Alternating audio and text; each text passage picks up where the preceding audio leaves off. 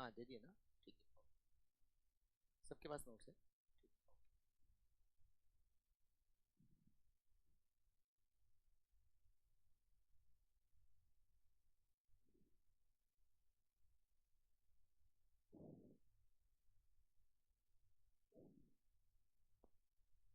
Good morning everyone. Good morning CMA inter के students.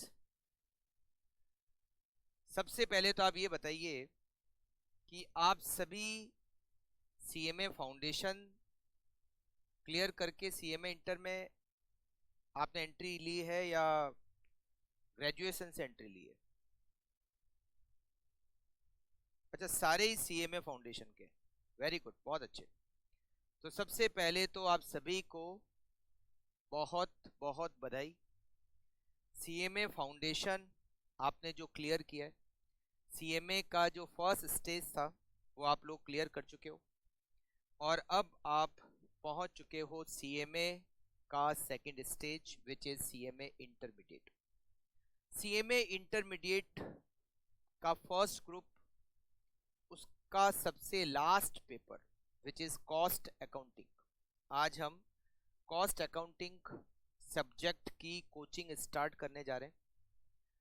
I think आप सभी के पास नोट्स है ना? हाँ ठीक है, चलिए गुड। वैसे तो आज ज़रूरत कम होगी, आज हम बहुत कुछ इंट्रोडक्शन वाली बातें करने वाले हैं, बट ठीक है, अगर आपके पास नोट्स है तो हो सकता है थोड़ा बहुत कुछ काम भी आएगा। हाँ, तो सीएमए इंटर के सारे स्टूडेंट्स, आप सभी को बहुत बहुत बधाई। सीएमए इंटर आने की, सीएमए इंटर में आ जाने की बहुत बहुत बधाई। और कॉस्ट अकाउंटिंग सब्जेक्ट आज जो हम स्टार्ट कर रहे हैं, मैं आपको बता दूं कि ये हमारे सीएमए का सबसे इम्पोर्टेंट सब्जेक्ट है। सबसे इम्पोर्टेंट सब्जेक्ट क्यों है? इसके बहुत सारे रीज़न है। सबसे पहला रीज़न अगर मैं बात करूं तो वो है कि आपका जो इंस्टीट्यूट है सीएमए इंस्टीट्यूट, आपका मतलब हमारा, मैं भी सीएमए हूं, तो हमारा जो इंस्टीट्यूट है सीएमए इंस्टीट्यूट, इसके नाम में ही कॉस्ट अकाउंटिंग है। तो कॉस्ट अकाउंटिंग हमारा बेस है। कॉस्ट अकाउंटिंग का जो सब्जेक्ट है वो सीएमए का बेस है। तो ये सब्जेक्ट आगे जाकर जब आप सीएमए क्लियर कर लोगे, सीएमए बन जाओगे, तो ये सब्जेक्ट आपके बहुत काम आने वाला सब्जेक्ट है। ठीक है, तो सबसे पहला रीज़न। तो दूसरा रीज़न ये है कि ये सब्जेक्ट प्रैक्टिकल है। आपको पता ही है कि सीएमए में आपको एग्रीगेट 50% मार्क्स की रिक्वायरमेंट होती है, मिनिमम हर सब्जेक्ट में 40 मार्क्स और एग्रीगेट 50%।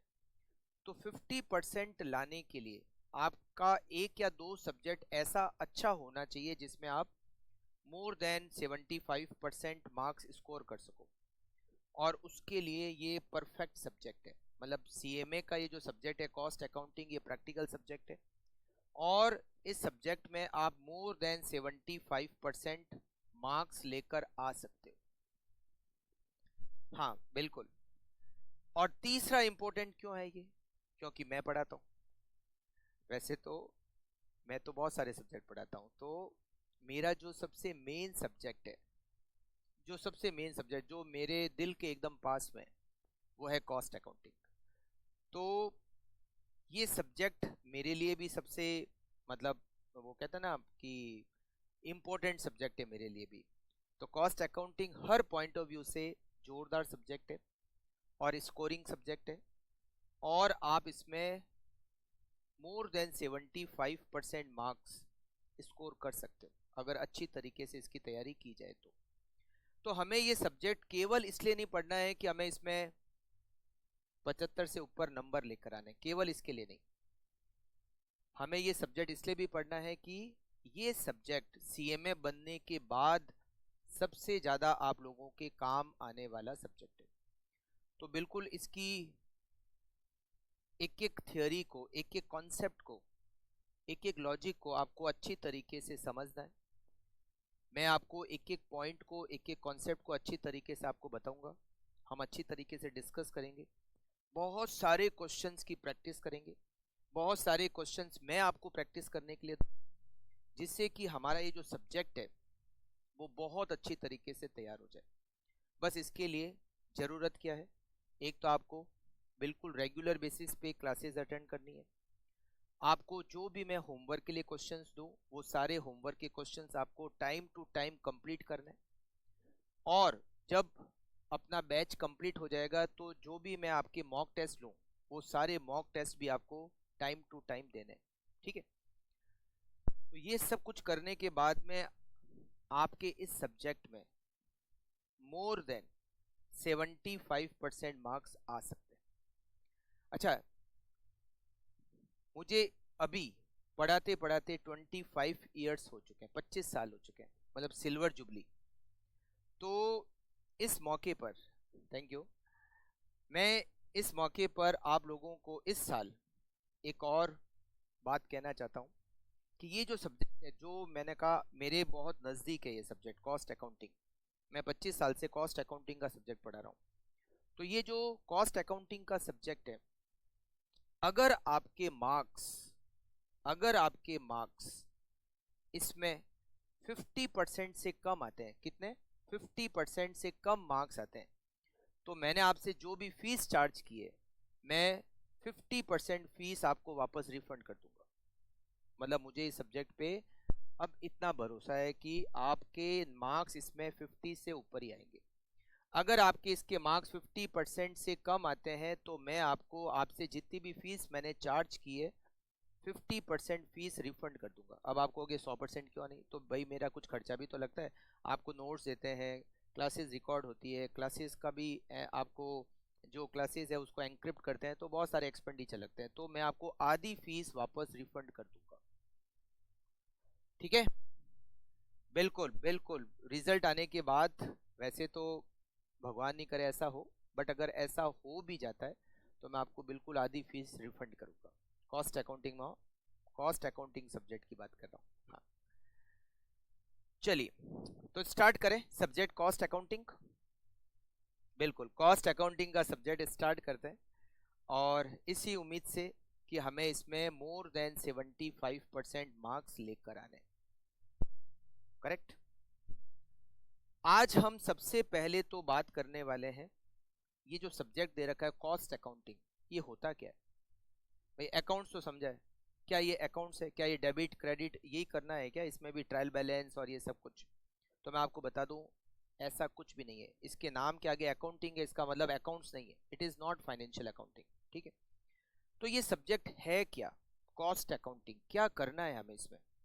सबसे पहले तो उसी को डिस्कस करेंगे। इस सब्जेक्ट के कुछ बेसिक टर्म्स के बारे में डिस्कस करेंगे।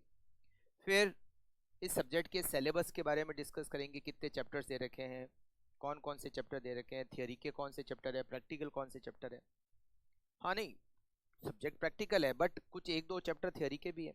तो थियोरी के चैप्टर्स का क्या होगा, कैसे करेंगे, वो सभी भी मैं आपको बताऊंगा। फिर मैं आपको ये बताने वाला हूँ कि इसका जो एग्जाम का पेपर पैटर्न, अभी जो पेपर पैटर्न आ रहा है वो कैसा आ रहा है, कितने क्वेश्चंस आ रहे हैं, कितने प्रैक्टिकल क्वेश्चंस आते हैं, कितने थियोरिटिकल क्वेश्चंस आते हैं, इन सब के बारे में भी आज हम डिस्कस करने वाले हैं। ठीक है, फिर हम डिस्कस करने वाले हैं कि इस पूरे सिलेबस को, पूरा कोर्स हम कितने टाइम में कंप्लीट कर लेंगे, और उसके बाद में मॉक टेस्ट होंगे, वो कितने होंगे, कैसे होंगे, उसके बारे में भी आज मैं सब कुछ आपको बताने वाला हूँ। और उसके बाद सबसे लास्ट में अगर टाइम मिल गया तो आज हम एक चैप्टर भी स्टार्ट कर देंगे। क्या बोलते हो? ठीक है, तो चलिए सबसे पहले स्टार्ट करते हैं इस सब्जेक्ट के कुछ बेसिक टर्म्स को समझना। क्या है ये कॉस्ट अकाउंटिंग, क्या करता है कॉस्ट अकाउंटेंट, है ना? CMA basically is cost accountant. तो कॉस्ट अकाउंटेंट क्या करता है? कॉस्ट अकाउंटिंग भी करता है, कॉस्ट ऑडिट भी करता है, बहुत सारे काम करता है। तो बेसिकली क्या काम होता है कॉस्ट अकाउंटेंट का, वो सब कुछ हमें डिस्कस करना है। ठीक है, बहुत इंटरेस्टिंग सब्जेक्ट है, बहुत प्यारा सब्जेक्ट है, और सबसे बड़ी बात, हमारे कोर्स का सबसे इम्पोर्टेंट सब्जेक्ट है। ठीक है, कॉस्ट अकाउंटिंग। सबसे पहले बात स्टार्ट करते हैं कॉस्ट से। कॉस्ट, वैसे जनरली कॉस्ट का मतलब क्या होता है? कॉस्ट, कॉस्ट का मतलब होता है एक्सपेंसेस। आप लोगों ने 11th 12th में बहुत सारे ट्रेडिंग P&L बनाए होंगे। तो ट्रेडिंग P&L में हम बहुत सारे एक्सपेंडिचर को लिखते हैं, जैसे ट्रेडिंग अकाउंट में वेजेज को लिखते हैं, परचेज को लिखते हैं, परचेज का मतलब एक तरह से मटेरियल की कॉस्ट, परचेज को लिखते हैं, लेबर की कॉस्ट को लिखते हैं, कुछ डायरेक्ट एक्सपेंसेस है जैसे कैरिज इनवर्ड वगैरह उसको भी लिखते हैं, मैन्युफैक्चरिंग के एक्सपेंसेस है उसको भी लिखते हैं। फिर हम P&L अकाउंट बनाते हैं तो P&L अकाउंट में बहुत सारे एक्सपेंडिचर लिखते हैं, जैसे रेंट का expenses, electricity expenses, depreciation, carriage outward, है ना, एडवर्टीजमेंट का expenses, printing and stationery, travelling expenses, telephone expenses, ये सारे क्या है एक्सपेंडिचर। तो कॉस्ट का मतलब है एक्सपेंसेस, कॉस्ट का मतलब क्या है एक्सपेंसेस। ये जो सब्जेक्ट है इसमें कॉस्ट को अलग अलग तरीके से क्लासिफाई किया है, कॉस्ट को अलग अलग तरीके से क्लासिफिकेशन कर रखा है। एक क्लासिफिकेशन जो सबसे ज्यादा काम आता है वो है कि हमने कॉस्ट को 3 कैटेगरी में डिवाइड किया है। अच्छा, मैं यहाँ पर जब बात कर रहा हूँ तो एक मैन्युफैक्चरिंग ऑर्गेनाइजेशन से के पॉइंट ऑफ व्यू से बात कर रहा हूँ, क्योंकि ये जो सब्जेक्ट है कॉस्ट अकाउंटिंग, ये सबसे ज्यादा कहाँ काम आता है, जो मैन्युफैक्चरिंग ऑर्गेनाइजेशन है, मतलब सर्विस प्रोवाइडिंग बिजनेस में, ट्रेडिंग वाले बिजनेस में ये बहुत कम काम आता है। ज्यादातर इसका यूज कहाँ होता है, मैन्युफैक्चरिंग ऑर्गेनाइजेशन। मैन्युफैक्चरिंग ऑर्गेनाइजेशन क्या करती है, मैन्युफैक्चरिंग ऑर्गेनाइजेशन क्या करते हैं, रॉ मटेरियल को खरीदते हैं, उस रॉ मटेरियल को फिनिश गुड्स में कन्वर्ट करते हैं, और कन्वर्ट करने के बाद उस फिनिश गुड्स को मार्केट में बेच देते हैं, है ना। जैसे मान लीजिए कि एक कंपनी है जो मोबाइल बनाती है, क्या बनाती है, मोबाइल। तो वो क्या करेगी, मोबाइल बनाने के लिए जो रॉ मटेरियल चाहिए वो खरीदेगी, फिर उस रॉ मटेरियल को मोबाइल में कन्वर्ट करेगी, और फिर उस मोबाइल को मार्केट में बेच देगी, यही काम होता है। तो रॉ मटेरियल खरीदना, उसको रॉ मटेरियल को फिनिश गुड्स में कन्वर्ट करना, और उसके बाद उस फिनिश गुड्स को मार्केट में बेच देना, ठीक है। ये मैन्युफैक्चरिंग ऑर्गेनाइजेशन होते हैं, राइट। अब मैन्युफैक्चरिंग ऑर्गेनाइजेशन का सबसे पहला जो एक्सपेंडिचर है, सबसे मेन एक्सपेंडिचर, वो है रॉ मटेरियल। सबसे पहला जो एक्सपेंडिचर है वो रॉ मटेरियल की कॉस्ट है, जिसको आप इनपुट भी कह सकते हो, क्या कह सकते हो, इनपुट, ठीक है। दूसरा एक्सपेंडिचर वेजेज, दूसरा एक्सपेंडिचर वेजेज। और इन दो एक्सपेंडिचर को छोड़कर, रॉ मटेरियल और वेजेज, इन दो एक्सपेंडिचर को छोड़कर बाकी जितने भी एक्सपेंडिचर होते हैं उन सबको हम कहते हैं ओवरहेड। क्या कहते हैं, overhead.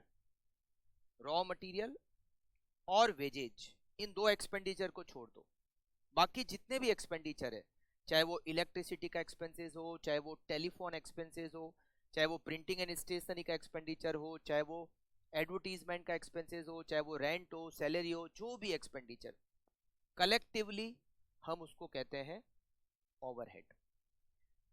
Overhead again are classified into 3 category. हम ओवरहेड को वापस 3 कैटेगरी में डिवाइड करते हैं। एक होता है फैक्ट्री ओवरहेड, फैक्ट्री, या हम जिसको कह सकते हैं मैन्युफैक्चरिंग ओवरहेड, फैक्ट्री, या जिसको आप कह सकते हो मैन्युफैक्चरिंग ओवरहेड। दूसरा एक्सपेंडिचर होता है जिसको हम कहते हैं एडमिनिस्ट्रेटिव ओवरहेड, एडमिनिस्ट्रेटिव ओवरहेड। और तीसरा एक्सपेंडिचर है जिसको हम कहते हैं सेलिंग एंड डिस्ट्रीब्यूशन ओवरहेड। मतलब ओवरहेड को हम 3 कैटेगरी में बांट देते हैं। ओवरहेड का मतलब मटेरियल और लेबर की कॉस्ट को छोड़कर जितने भी एक्सपेंडिचर है हम उसको ओवरहेड कहते हैं। और ओवरहेड भी 3 तरह के होते हैं, एक होता है फैक्ट्री ओवरहेड, दूसरा होता है एडमिनिस्ट्रेटिव ओवरहेड, और तीसरा होता है सेलिंग एंड डिस्ट्रीब्यूशन ओवरहेड। अब ये क्या होता है फैक्ट्री ओवरहेड, क्या होता है एडमिनिस्ट्रेटिव, और क्या होता है सेलिंग एंड डिस्ट्रीब्यूशन, देखिए समझना। एक मैन्युफैक्चरिंग कंपनी क्या करती है, सबसे पहले तो रॉ मटेरियल को खरीदती है। रॉ मटेरियल को खरीदने के बाद उसको फिनिश गुड्स में कन्वर्ट करती है। रॉ मटेरियल को खरीदने के बाद उस रॉ मटेरियल को फिनिश गुड्स में कन्वर्ट करती है। जिस जगह पर फिनिश गुड्स में कन्वर्ट करती है उस जगह को कहते हैं फैक्ट्री। क्या कहते हैं? फैक्ट्री।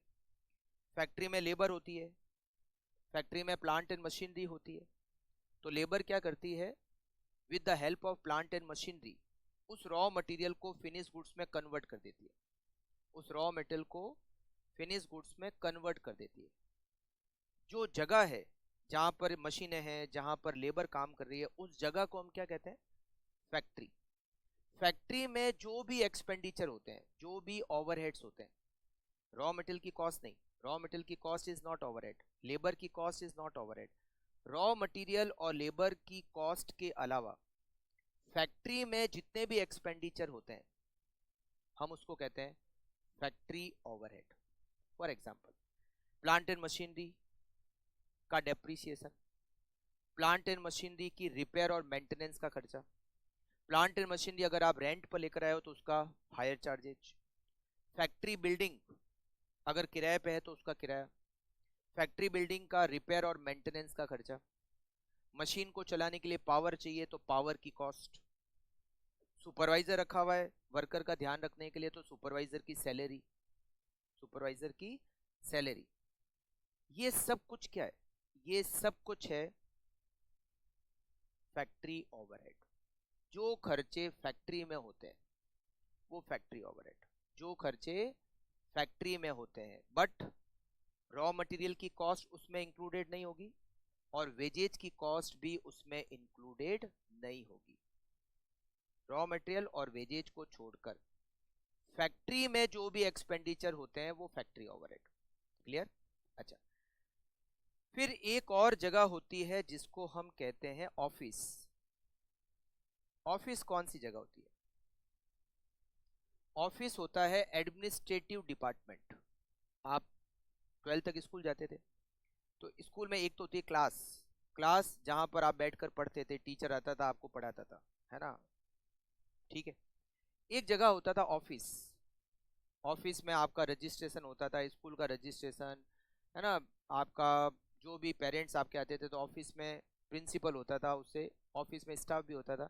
तो ऑफिस वो जगह होती थी जहां से आपका पूरे स्कूल का मैनेजमेंट होता था। पूरे स्कूल का मैनेजमेंट, जिसको आप एडमिनिस्ट्रेटिव डिपार्टमेंट कह सकते हो, जिसको आप ऑफिस कह सकते हो, है ना? तो जैसा एक मैन्युफैक्चरिंग ऑर्गेनाइजेशन में भी एक जगह होती है जिसको हम कहते हैं ऑफिस। ऑफिस वो जगह होती है जहां से पूरा बिजनेस मैनेज किया जाता है, जहां से पूरा बिजनेस मैनेज किया जाता है। ऑफिस के जितने भी एक्सपेंडिचर होते हैं, ऑफिस के जितने भी खर्चे होते हैं, हम उसको कहते हैं एडमिनिस्ट्रेटिव ओवरहेड, या फिर आप उसको कह सकते हो office, office overhead. Administrative overhead क्या क्या हो सकते हैं? जैसे एडमिनिस्ट्रेटिव स्टाफ, ऑफिस में स्टाफ है उसकी सैलरी का खर्चा, ऑफिस में लाइट का खर्चा, ऑफिस में फर्नीचर है उसका डेप्रिसिएशन का खर्चा, फर्नीचर की रिपेयर और मेंटेनेंस का खर्चा, तो ऑफिस में प्रिंटिंग एंड स्टेशनरी का खर्चा। तो ऑफिस के जितने भी खर्चे हैं हम उसको क्या कहते हैं? Administrative overhead. ऑफिस अगर रेंट पे ले रखा है तो रेंट का खर्चा। एक और जगह होती है जिसको हम कहते हैं वेयर हाउस। क्या जगह होती है? Warehouse. अच्छा, ये प्रैक्टिकली ऐसा होता है ना, ऐसा नहीं है कि केवल पढ़ने के लिए पढ़ रहे हैं, प्रैक्टिकली ऐसा होता है। अच्छा, वेयर हाउस, वेयर हाउस कौन सी जगह होती है? हमने फैक्ट्री में क्या किया? रॉ मटेरियल को फिनिश गुड्स में कन्वर्ट कर दिया, फिर हम उस फिनिश गुड्स को ले जाके कहाँ रख देते हैं? वेयर हाउस में। हमने फिनिश गुड्स बना लिया, फिनिश गुड्स बनते ही फैक्ट्री से वो फिनिश गुड्स कहाँ चला जाता है? वेयर हाउस में चला जाता है। हम वेयर हाउस में फिनिश गुड्स को ले जाकर रख देते हैं। कब तक रखते हैं? जब तक उसको बेच नहीं दे। मतलब फिनिश गुड्स बनाया, ले जाकर वेयर हाउस में रख दिया, फिर वेयर हाउस से आगे बेच दिया। वेयर हाउस के जितने भी खर्चे हैं, वेयर हाउस के जितने भी एक्सपेंडिचर है, वो हो गए सेलिंग एंड डिस्ट्रीब्यूशन ओवरहेड। क्या हो गए? Selling and distribution overhead. Warehouse के जितने भी खर्चे हैं, वेयर हाउस का रेंट हो गया, वेयर हाउस में इलेक्ट्रिसिटी का खर्चा हो गया, वेयर हाउस कीपर अगर रखा हुआ है तो वेयर हाउस कीपर की सैलरी हो गई, वेयर हाउस का रिपेयर और मेंटेनेंस हो गया, सब कुछ वेयर हाउस के जो भी खर्चे हैं वो सेलिंग एंड डिस्ट्रीब्यूशन है। इसके अलावा सेलिंग और डिस्ट्रीब्यूशन में और भी बहुत सारे खर्चे आते हैं। सेल्स को प्रमोट करने से रिलेटेड जो भी खर्चे होते हैं वो सेलिंग ओवरहेड होते हैं। जैसे आपका एडवर्टीजमेंट का खर्चा हो गया, वो सेल्स को प्रमोट करने के लिए होता है, तो सेलिंग ओवरहेड। जैसे आपने सेल्समैन रखे हुए हैं, सेल्समैन की सैलरी का खर्चा, वो सेल्स को प्रमोट करते हैं, तो सेल्समैन की सैलरी का खर्चा सेलिंग ओवरहेड होता है। सेल्समैन की ट्रेवलिंग का खर्चा सेलिंग ओवरहेड होता है। मतलब सेल्स को प्रमोट करने के लिए जो भी आप खर्चा कर रहे हो वो सेलिंग ओवरहेड है।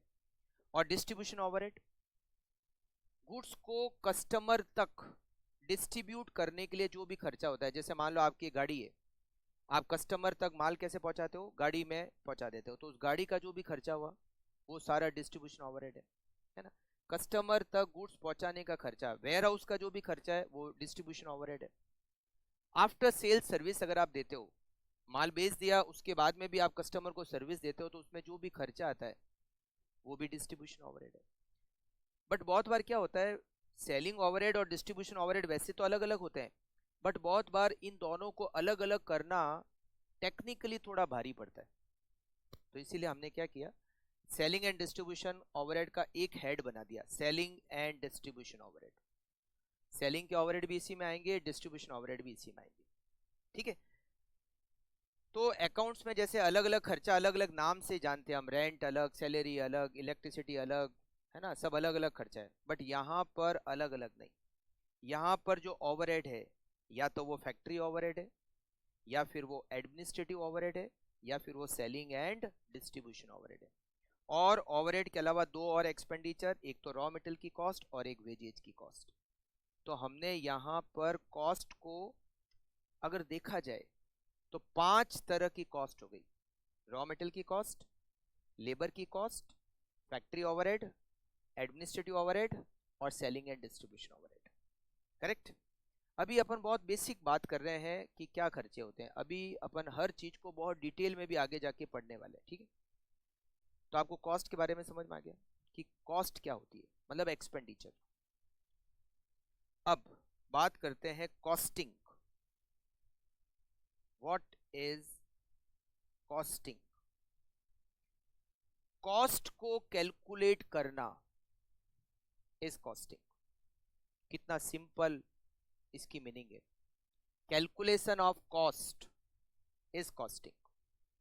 जब आप कॉस्ट को कैलकुलेट करते हो तो हम उसको कॉस्टिंग कहते हैं। क्यों हम कॉस्टिंग क्यों करते हैं, मतलब कॉस्ट को क्यों कैलकुलेट करते हैं? हमारा सब्जेक्ट ही बेसिकली कॉस्टिंग ही है, मतलब cost accounting basically it is costing. Costing का मतलब होता है कॉस्ट को कैलकुलेट करना। जैसे मान लीजिए कि एक कंपनी है जो ये मोबाइल बनाती है ना। एक मोबाइल की क्या कॉस्ट है, अगर मैं इसको कैलकुलेट करूं, it means it is costing. अगर मैं ये कैलकुलेट करूं कि एक मोबाइल की क्या कॉस्ट है, तो इसको हम क्या कहते हैं, इसको हम कॉस्टिंग कहते हैं, ठीक है। हम कॉस्ट को क्यों कैलकुलेट करते हैं, एक मोबाइल की क्या कॉस्ट है, ये कहां जरूरत पड़ती है? एक मैन्युफैक्चरिंग ऑर्गेनाइजेशन में अलग अलग काम के लिए अलग अलग डिपार्टमेंट होते हैं, अलग अलग काम के लिए अलग अलग डिपार्टमेंट होते हैं, है ना। जैसे मान लीजिए एक डिपार्टमेंट है जिसको हम कह सकते हैं प्रोडक्शन डिपार्टमेंट, एक डिपार्टमेंट है जैसे सेल्स डिपार्टमेंट, एक डिपार्टमेंट है जैसे परचेज डिपार्टमेंट, एक डिपार्टमेंट है जैसे फाइनेंस डिपार्टमेंट, एक डिपार्टमेंट है जैसे अकाउंटिंग डिपार्टमेंट, एक डिपार्टमेंट है जैसे मार्केटिंग डिपार्टमेंट। वैसे ही एक डिपार्टमेंट है cost and management accounting department, या फिर कह सकते हैं कॉस्ट डिपार्टमेंट। ये कॉस्ट डिपार्टमेंट क्या करता है, मतलब इस डिपार्टमेंट का क्या काम? जो बड़े ऑर्गेनाइजेशन है, जैसे मान लीजिए रिलायंस इंडस्ट्रीज, वहाँ ऐसा होता है कि अलग अलग काम करने के लिए अलग अलग डिपार्टमेंट, प्रोडक्शन करने के लिए प्रोडक्शन डिपार्टमेंट है, सेल्स करने के लिए सेल्स डिपार्टमेंट है, मार्केटिंग करने के लिए मार्केटिंग डिपार्टमेंट है, समझे आप? अलग अलग काम करने के लिए अलग अलग डिपार्टमेंट।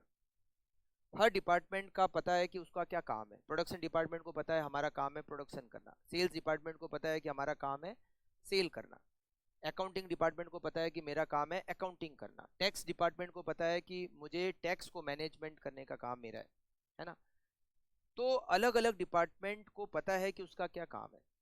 तो मैंने अभी आपको कहा कि जो बड़े बड़े मैन्युफैक्चरिंग बिजनेस है, वहां पर एक अलग से डिपार्टमेंट होता है जिसका नाम होता है कॉस्ट अकाउंटिंग डिपार्टमेंट। ये डिपार्टमेंट क्या होता है, मतलब इसका क्या काम होता है? अगर हम इस डिपार्टमेंट के काम को समझ जाएं तो हमें ये भी समझ में आ जाएगा कि सीएमए बनने के बाद हमें क्या करना है। भाई आप सीएमए कर रहे हो, बहुत सारे स्टूडेंट को ये भी पता नहीं चलता कि सीएमए करने के बाद वो करता क्या है, क्या काम है सीएमए का। सीएमए डिग्री चलो आ जाएगी, सबने कहा सीएमए कर लो सीएमए कर लो, चलो कर लिए सीएमए। अब करना मतलब सीएमए क्या करता है, सीएमए का बेसिकली काम क्या है ना, क्या करना है उसको। आज मैं आपको बताऊंगा कि सीएमए का काम क्या है। ये जो सब्जेक्ट जिसको हम पढ़ने जा रहे हैं, ये बेसिकली सीएमए का ही काम है, कॉस्ट अकाउंटिंग का काम। तो cost and management accounting department मतलब जब आप सीएमए बन जाओगे तो आपकी जॉब लगेगी और आपको कौन से डिपार्टमेंट में काम करना है, cost and management accounting department में काम करना है। मतलब मोस्टली सीएमए का मेन काम ही होता है। आप ठीक है, आपने कहीं अकाउंटिंग का काम कर लिया या टैक्स का काम कर लिया, क्योंकि आपने वो भी तो पढ़ा ही है, बट मेन जो कोर सब्जेक्ट है, जो सीएमए का मेन सब्जेक्ट है, वो है कॉस्टिंग। तो अगर आप ये समझ गए कि ये cost and management accounting department करता क्या है, तो आपको ये समझ में आ जाएगा कि सीएमए बनने के बाद हमें करना क्या है।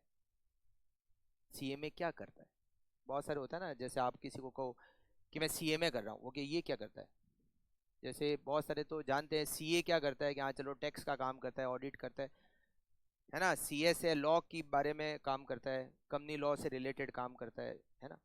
बट सीएमए क्या करता है, तो आज आपके पास में एक सेटिस्फैक्टरी आंसर आपको मिल जाएगा कि बेसिकली सीएमए करता क्या है ना। सीएमए का एक काम होता है कॉस्ट ऑडिट, वो तो करता ही है, बट वो आप अभी नहीं पढ़ पाओगे, इस सब्जेक्ट में नहीं पढ़ पाओगे। आप जब आगे और भी कोई दूसरा सब्जेक्ट पढ़ोगे तो उसमें आपको कॉस्ट ऑडिट के बारे में भी पता चल जाएगा, ठीक है। तो ये जो डिपार्टमेंट है cost and management accounting department, इसको हमें ध्यान से समझना है, क्योंकि हमारा काम भी यही है।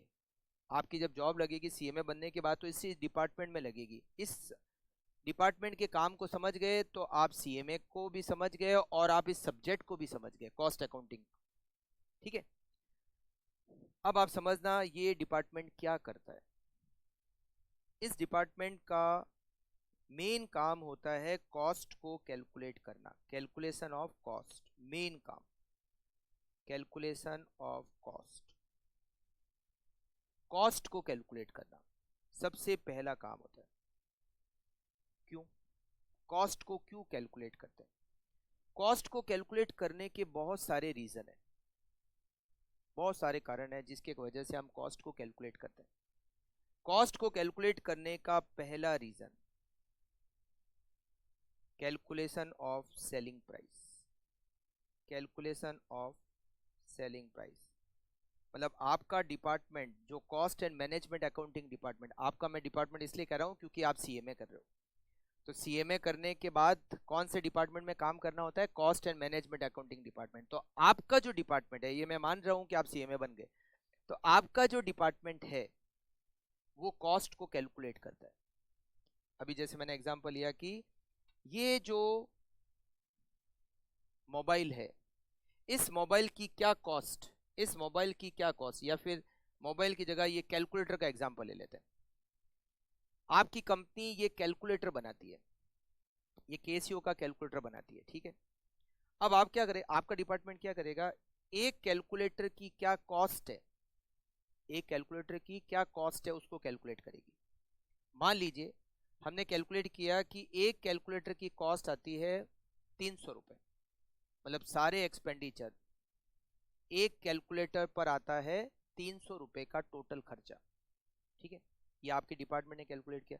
अब इससे क्या हेल्प मिली, एक कैलकुलेटर की कॉस्ट पता करने से अब आप कैलकुलेट कर सकते हो इसकी सेलिंग प्राइस। 300 रुपए में ये कैलकुलेटर बनता है, मतलब 300 रुपए इस एक कैलकुलेटर की कॉस्ट आती है, सारे खर्चे इंक्लूड होके 300 रुपए। अब आप क्या करोगे, इसमें अपना प्रॉफिट ऐड करोगे कि मुझे कितना प्रॉफिट कमाना है। जैसे मान लीजिए मुझे 50 रुपए का प्रॉफिट अर्न करना है एक कैलकुलेटर पर, तो 300 रुपए तो मेरी कॉस्ट, 50 रुपए मेरा प्रॉफिट। इसका मतलब मुझे इस कैलकुलेटर को 350 रुपए में बेचना है। Selling price without calculation of cost possible नहीं है। मतलब अगर आप ये चाहते हो कि इस कैलकुलेटर को मार्केट में कितने में बेचना है, उसको कैलकुलेट करना चाहते हो, तो आपको इसके लिए सबसे पहले तो इस कैलकुलेटर की कॉस्ट पता करनी पड़ेगी। कॉस्ट निकाल ली 300 रुपए। अब आपने क्या किया, मतलब आप क्या चाहते हो भाई, बिजनेस क्यों कर रहे हैं, प्रॉफिट कमाने के लिए कर रहे हैं, नुकसान करने के लिए तो बिजनेस कर नहीं रहे। तो आप क्या चाहते हो कि मेरी सेलिंग प्राइस क्या होनी चाहिए जिससे मेरा खर्चा निकल जाए और मेरे को प्रॉफिट मिल जाए। It mean selling price is cost plus profit is selling price. तो सेलिंग प्राइस को कैलकुलेट करने के लिए आपको पहले कॉस्ट को कैलकुलेट करना ही पड़ेगा। और कॉस्ट को कैलकुलेट कौन करेगा, आपका department, cost and management accounting department.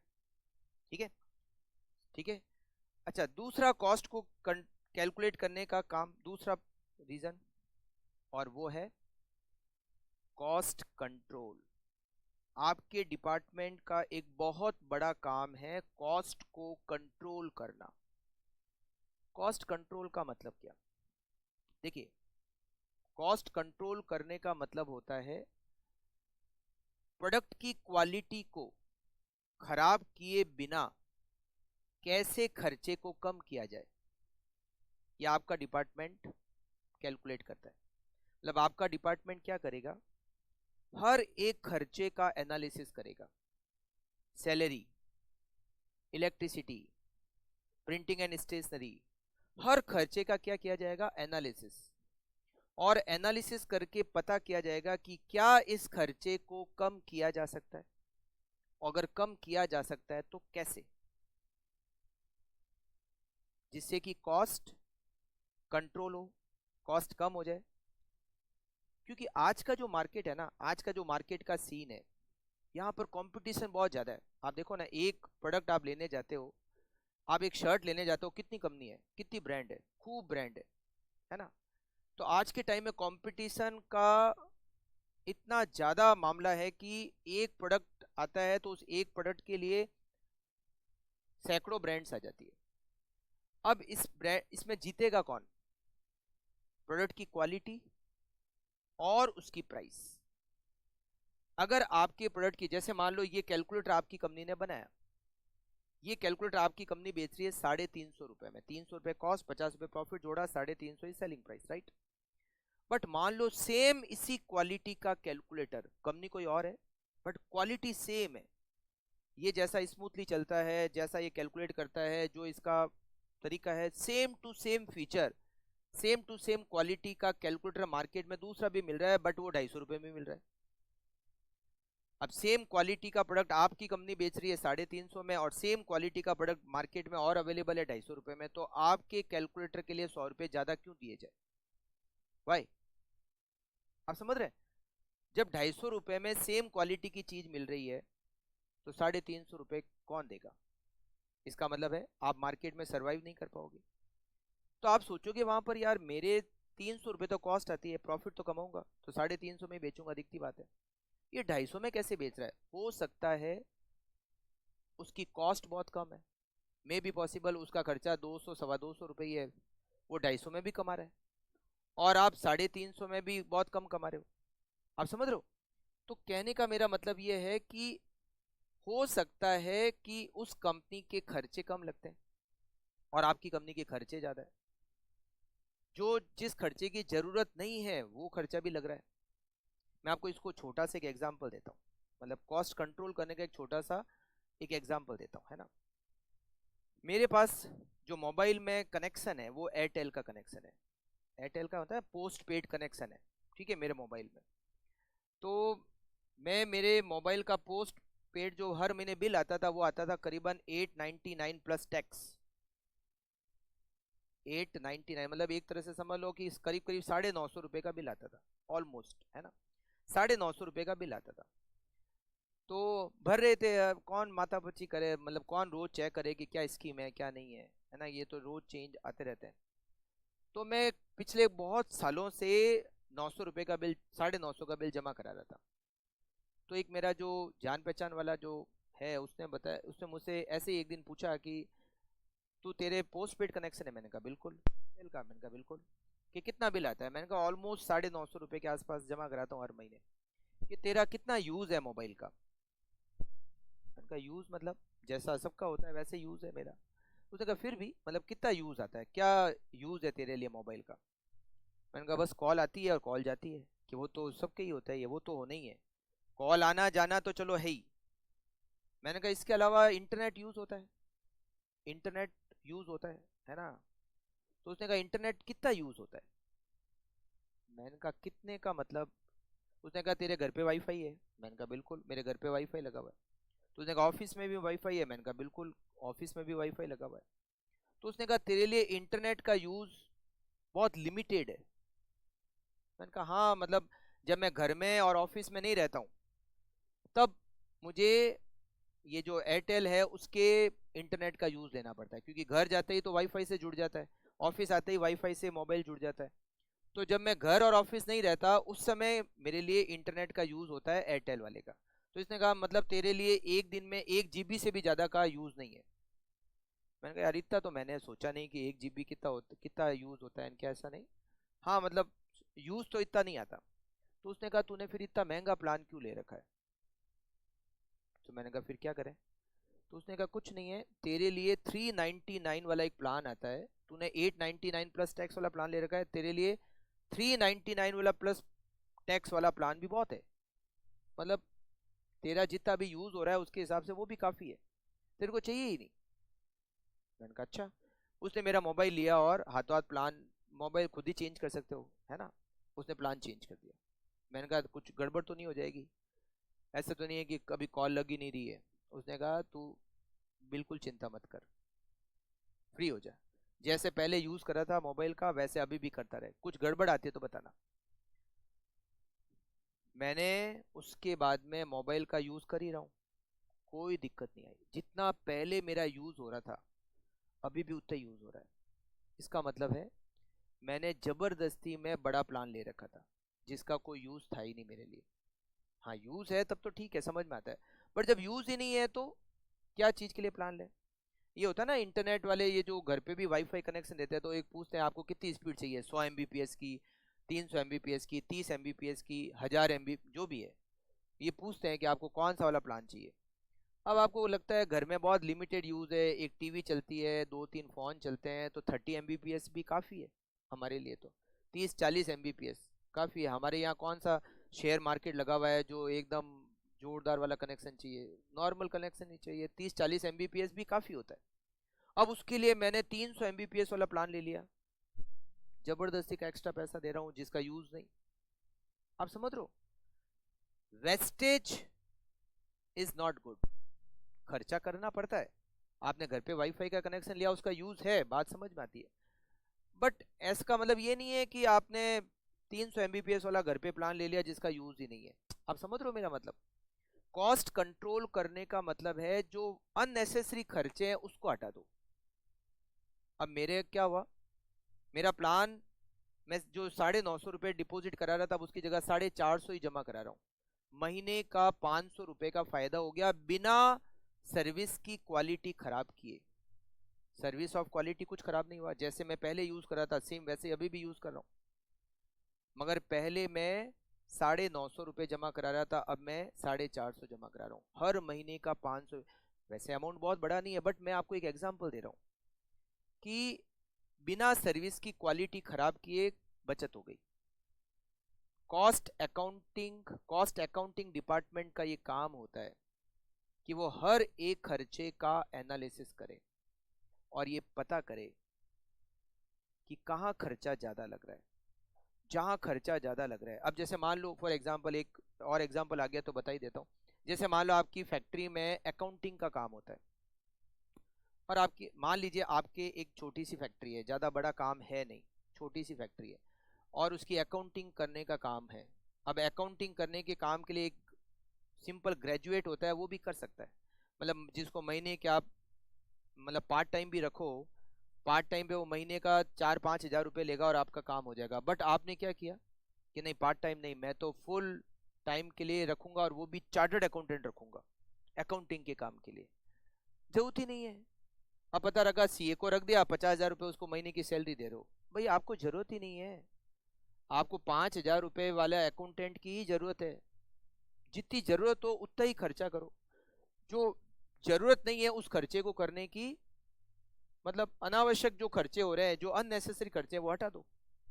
तो कॉस्ट अकाउंटिंग डिपार्टमेंट का काम है हर एक खर्चे का एनालिसिस करना, और जहां पर अननेसेसरी खर्चा लग रहा है उसको हटा दो।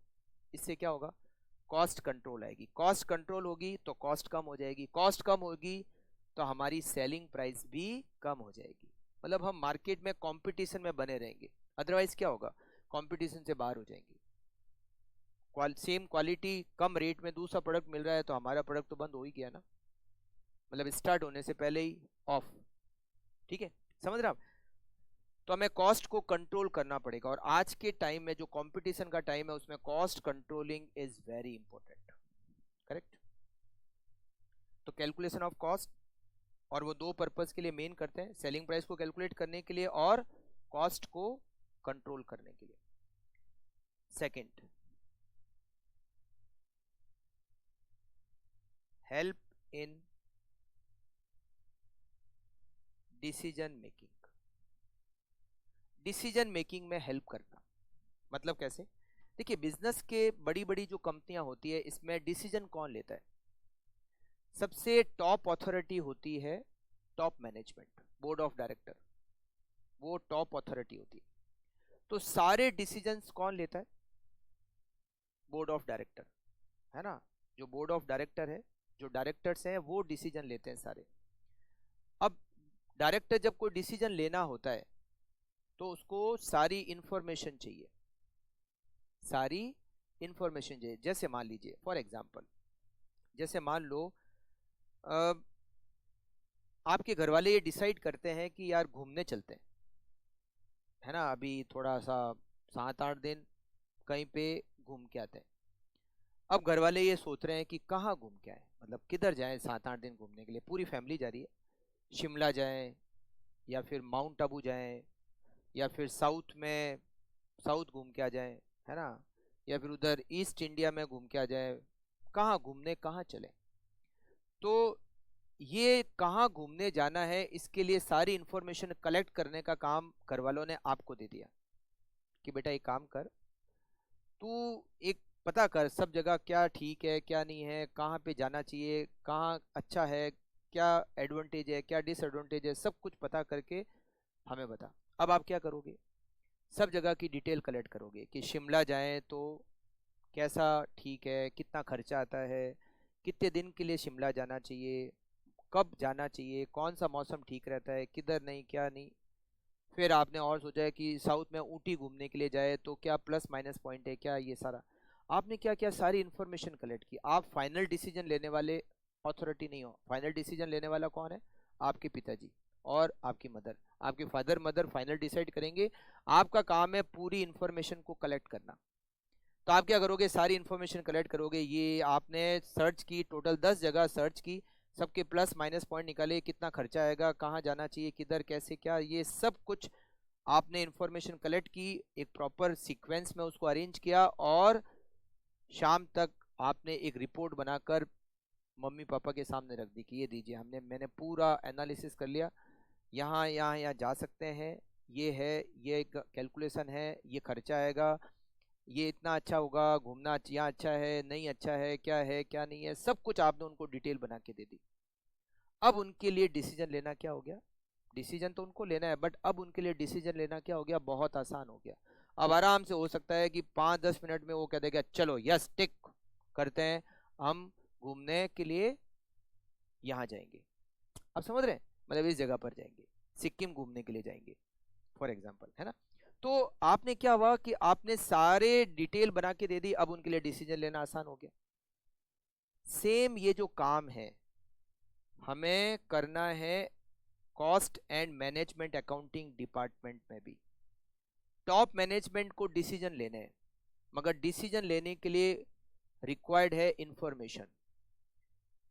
टॉप मैनेजमेंट को किस बात का डिसीजन लेना है, ये point cost and management accounting department को बता दिया जाएगा कि हमें इस बारे में डिसाइड करना है। आप सारी इंफॉर्मेशन कलेक्ट करो। Cost and management accounting department क्या करेगा, सारी इंफॉर्मेशन कलेक्ट करेगा, उसको प्रॉपर सीक्वेंस में अरेंज करेगा, उसकी एक रिपोर्ट तैयार करेगा, और ये रिपोर्ट ले जाकर दे देगा बोर्ड ऑफ डायरेक्टर को। Then board of director decide करेगा कि करना क्या है। मतलब बोर्ड ऑफ डायरेक्टर तो फाइनल डिसाइड करना है, बट अगर आपने बहुत अच्छी रिपोर्ट बनाकर उनको दे दी है तो उनके लिए काम बहुत आसान हो गया। तो cost and management accounting department information को कलेक्ट करता है, उनको प्रॉपर अरेंज करता है, और उनकी प्रॉपर एक रिपोर्ट बनाकर टॉप मैनेजमेंट को प्रोवाइड करता है, जिससे कि टॉप मैनेजमेंट डिसाइड कर सके कि उसको क्या करना है। अच्छा, ऐसा नहीं कि सारे डिसीजंस के लिए information cost and management accounting department provide करता है, सारे डिसीजन के लिए नहीं, बट मैं ये कह सकता हूं कि बहुत सारे डिसीजन के लिए, सारे नहीं बहुत सारे डिसीजन के लिए जो इंफॉर्मेशन कलेक्ट करने का काम, उसको रिपोर्ट बनाने का काम, ये सारा department cost and management accounting department का काम होता है। आप समझ रहे हैं ना आपका क्या कितना इंपॉर्टेंट काम है, कॉस्ट कैलकुलेट करना, सेलिंग प्राइस कैलकुलेट करना, कॉस्ट कंट्रोल करना, कॉस्ट के बारे में इंफॉर्मेशन कलेक्ट करना, इंफॉर्मेशन को कलेक्ट करके प्रॉपर सीक्वेंस में अरेंज करना और टॉप मैनेजमेंट को प्रोवाइड कराना, जिससे कि टॉप मैनेजमेंट डिसीजन ले सके, है ना। अच्छा, तीसरा जो मेन काम एक और है, वैसे तो बहुत सारे काम है, मैं अभी आपको इंपॉर्टेंट काम के बारे में बता रहा हूँ, मतलब आपको ये समझ में आ जाएगा कि ये सब्जेक्ट बेसिकली है क्या, करना क्या है ना। थर्ड, तीसरा जो मेन काम होता है वो आता है calculation of profit activity wise. Activity wise profit को कैलकुलेट करने का मतलब, जैसे मान लीजिए एक कंपनी है जो 5 प्रोडक्ट बनाती है, एक कंपनी है जो 5 प्रोडक्ट बनाती है, ABCDE, ठीक है। तो अकाउंट्स में क्या होता है, हम प्रॉफिट लॉस कैलकुलेट करते हैं, बट क्या हम profit loss product wise calculate करते हैं। जैसे हम ट्रेडिंग P&L बनाते हैं, तो क्या हम प्रोडक्ट ए का ट्रेडिंग P&L अलग बनाते हैं, बी का अलग बनाते हैं, सी का अलग बनाते हैं, डी का अलग बनाते हैं, ई का अलग बनाते हैं, ऐसे अलग अलग ट्रेडिंग P&L बनाते हैं क्या, नहीं बनाते। हम क्या करते हैं, सबका कंबाइंड ट्रेडिंग P&L बनाते हैं। ऐसे होता है अकाउंटिंग में। अकाउंटिंग कहता है मुझे अलग अलग प्रॉफिट निकालना ही नहीं है, चाहिए ही नहीं मुझे तो कंबाइंड प्रॉफिट चाहिए, है ना। तो जैसे ट्रेडिंग अकाउंट बना तो बाई सेल्स, सारे प्रोडक्ट की मिला के sales, opening stock, closing stock, purchase, wages, GP, तो क्यूमुलेटिव बनता है, मतलब कंबाइंड बनता है। P&L फिर जीपी आगे लिया और सारे खर्चे लेके और नेट प्रॉफिट। मान लो नेट प्रॉफिट आ गया 20 लाख, मतलब सारे प्रोडक्ट का मिलाकर पूरे बिजनेस का जो प्रॉफिट है वो 20 लाख है। बट आपको क्या यहाँ पता चला कि इसमें ए का प्रॉफिट कितना, बी का कितना, सी का कितना, डी का कितना, ई का कितना, पता चला नहीं।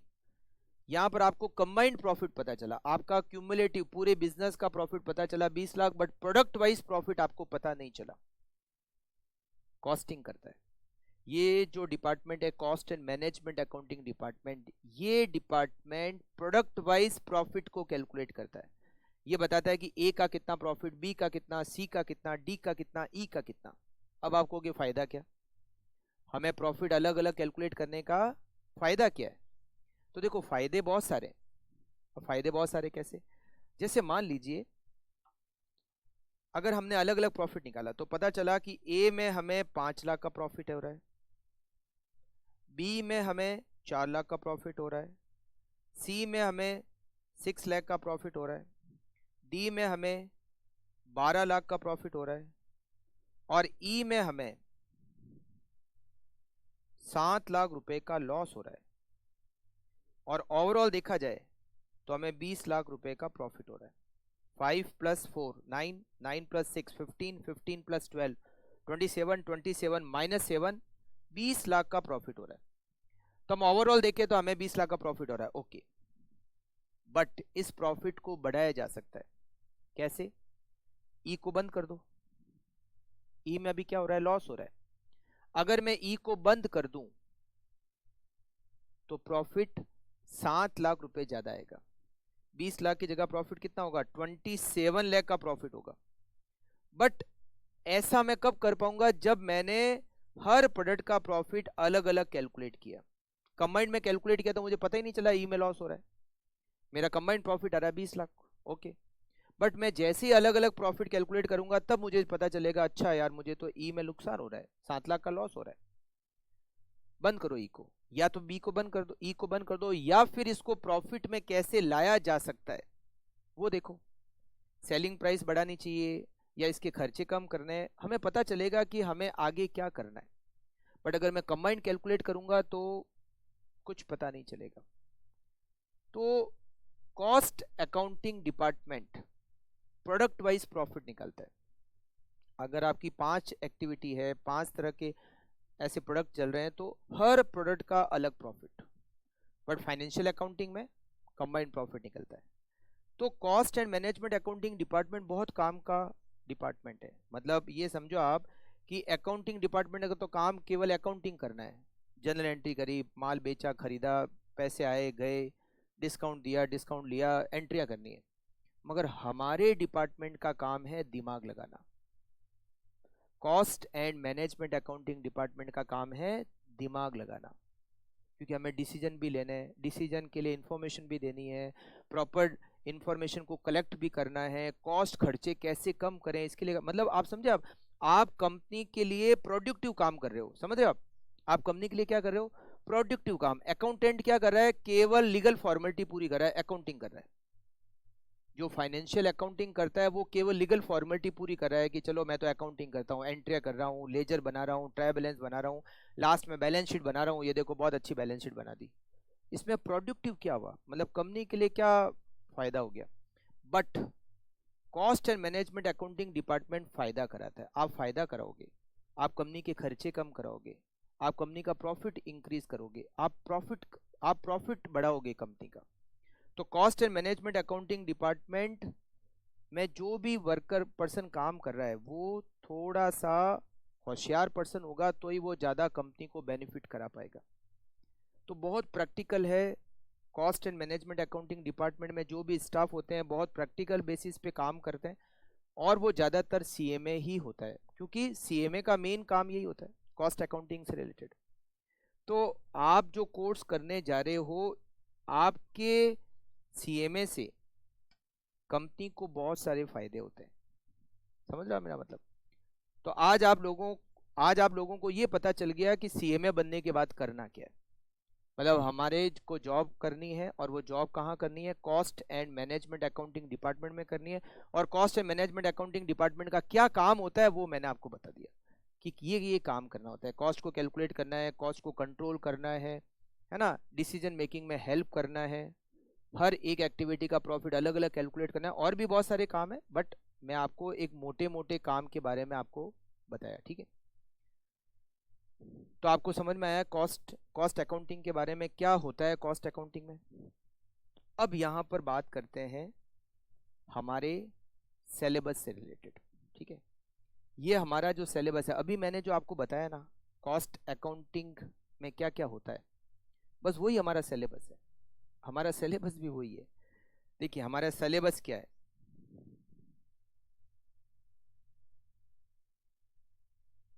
सिलेबस हमारे सिलेबस में, पहले एक बार मैं लिख लेता हूँ, आप उसके बाद लिख लेना। हमारे सिलेबस में पहला जो पोर्शन है वो है कॉस्ट। मतलब कॉस्ट से रिलेटेड कुछ चैप्टर्स दे रखे हैं, और मैंने अभी आपको बताया कि कॉस्ट कितनी तरह की होती है, 3 तरह की होती है। कौन कौन सी, मटेरियल, लेबर, ओवरहेड, राइट। तो हमारे पहले 3 चैप्टर का नाम भी यही है। पहले चैप्टर का नाम है मटेरियल, दूसरे चैप्टर का नाम है लेबर, और थर्ड चैप्टर का नाम है ओवरहेड। ओवरहेड समझ गए ना? मटेरियल और लेबर की कॉस्ट को छोड़कर जितने भी एक्सपेंडिचर है वो ओवरहेड है। तो हमारे पहले 3 चैप्टर मटेरियल, लेबर, ओवरहेड, पहले 3 चैप्टर। फिर अगले कुछ चैप्टर है मेथड ऑफ कॉस्टिंग। कॉस्ट को कैलकुलेट करना है हमें। कॉस्ट को कैलकुलेट करने के मेथड, मेथड्स ऑफ कॉस्टिंग। देखो, कॉस्ट को कैलकुलेट करने के लिए बहुत सारे मेथड बने हुए हैं, क्योंकि ऐसा पॉसिबल नहीं है कि एक मेथड बने और वो हर तरह की सिचुएशन पे एप्लीकेबल हो जाए। अलग अलग बिजनेस की अलग अलग सिचुएशन होती है। किसी में एक प्रोडक्ट ही होता है, किसी में एक से ज़्यादा प्रोडक्ट होते हैं, किसी में मैन्युफैक्चरिंग का तरीका अलग होता है, किसी में कुछ और तरीका होता है। तो अलग अलग तरह की सिचुएशन होती है, अलग अलग सिचुएशन होती है, इस कारण से अलग अलग मेथड है। तो अगला जो पार्ट आता है हमारा वो है method of costing. Method of costing में पहला chapter is joint product and by product. Joint product and by product, ये पहला मेथड में। दूसरा प्रोसेस कॉस्टिंग, प्रोसेस कॉस्टिंग। तीसरा सर्विस कॉस्टिंग, सर्विस कॉस्टिंग, जिसको ऑपरेटिंग कॉस्टिंग भी कहते हैं। Fourth contract costing, contract costing. Fifth job costing, job costing. Six batch costing, batch costing. And last which is cost sheet, जिसको unit costing भी कहते हैं। मतलब सबसे बड़ा जो पोर्शन है वो मेथड ऑफ कॉस्टिंग है, कॉस्ट को कैलकुलेट करने के मेथड्स। 7 हमें चैप्टर दे रखे हैं मेथड ऑफ कॉस्टिंग में। Joint product and by product, process costing, service costing, contract costing, job costing, batch costing, cost sheet. ठीक है। अच्छा, फिर हम बात करते हैं कॉस्टिंग सब्जेक्ट का तीसरा portion, which is cost accounting. Cost accounting, जैसे फाइनेंशियल अकाउंटिंग होती है ना, फाइनेंशियल अकाउंटिंग की तरह ही कॉस्ट अकाउंटिंग भी होती है। जैसे फाइनेंशियल अकाउंटिंग में आप करते हो ना debit, credit, trial balance, ledger, ledger बनाते हो, ट्रायल बैलेंस बनाते हो, सेम वैसे ही कॉस्ट अकाउंटिंग भी होती है। कॉस्ट अकाउंटिंग के इस चैप्टर में, मतलब ये जो टॉपिक है इसमें 2 चैप्टर हम पढ़ेंगे। एक तो पढ़ेंगे कॉस्ट अकाउंटिंग सिस्टम। क्या पढ़ेंगे? Cost accounting system. एक तो ये आपका हो गया चैप्टर, और दूसरा चैप्टर हो गया रिकंसिलेशन स्टेटमेंट। रिकंसिलेशन स्टेटमेंट, ये 2 चैप्टर आपको दे रखे हैं कॉस्ट अकाउंटिंग में। ठीक है। और सबसे लास्ट में हमें दे रखा है मैनेजमेंट अकाउंटिंग। क्या दे रखा है? मैनेजमेंट अकाउंटिंग के chapter, last part management accounting. Management accounting में आपको 3 चैप्टर दे रखे हैं। पहला चैप्टर आपको दे रखा है बजटरी कंट्रोल, बजटरी कंट्रोल। दूसरा चैप्टर दे रखा है आपको स्टैंडर्ड कॉस्टिंग, स्टैंडर्ड कॉस्टिंग। और तीसरा चैप्टर दे रखा है मार्जिनल कॉस्टिंग। मैंने आपको बताया ना कि डिसीजन मेकिंग करने के लिए हम इंफॉर्मेशन प्रोवाइड करते हैं, और वो काम आता है मैनेजमेंट अकाउंटिंग में। मैनेजमेंट अकाउंटिंग में 3 चैप्टर आते हैं, और ये डिसीजन मेकिंग के लिए इंफॉर्मेशन प्रोवाइड कराता है। बजटरी कंट्रोल आता है इसमें, स्टैंडर्ड कॉस्टिंग आता है, और मार्जिनल कॉस्टिंग आता है। ये तो हुए आपके प्रैक्टिकल चैप्टर। हाँ, अभी और है, फिर थियोरी आता है, फिर आपके कोर्स में ये तो चलो हो गया। अब बात आता है थियोरी। तो मैंने इसके लिए एक छोटा सा तरीका भी किया है, बिल्कुल आपको बहुत अच्छा लगेगा। थियोरी, थियोरी के लिए एक मैंने चैप्टर लिया है थियोरी, अगर आप नोट्स में देखोगे तो एक चैप्टर का नाम भी यही है, थियरी। मैंने क्या किया, जितनी भी कॉस्टिंग में थियरी बनती है वो एक ही चैप्टर में कवर कर लिया। जैसे मान लो मटेरियल चैप्टर है, इसमें भी कुछ थियरी के टॉपिक है, लेबर है इसमें भी कुछ थियरी के टॉपिक है, ओवरहेड में भी कुछ थियरी के टॉपिक है, जॉइंट प्रोडक्ट में भी थियरी, आप समझे। और एक अलग से चैप्टर है कॉस्ट अकाउंटिंग इंट्रोडक्शन के बारे में, ऐसे करके।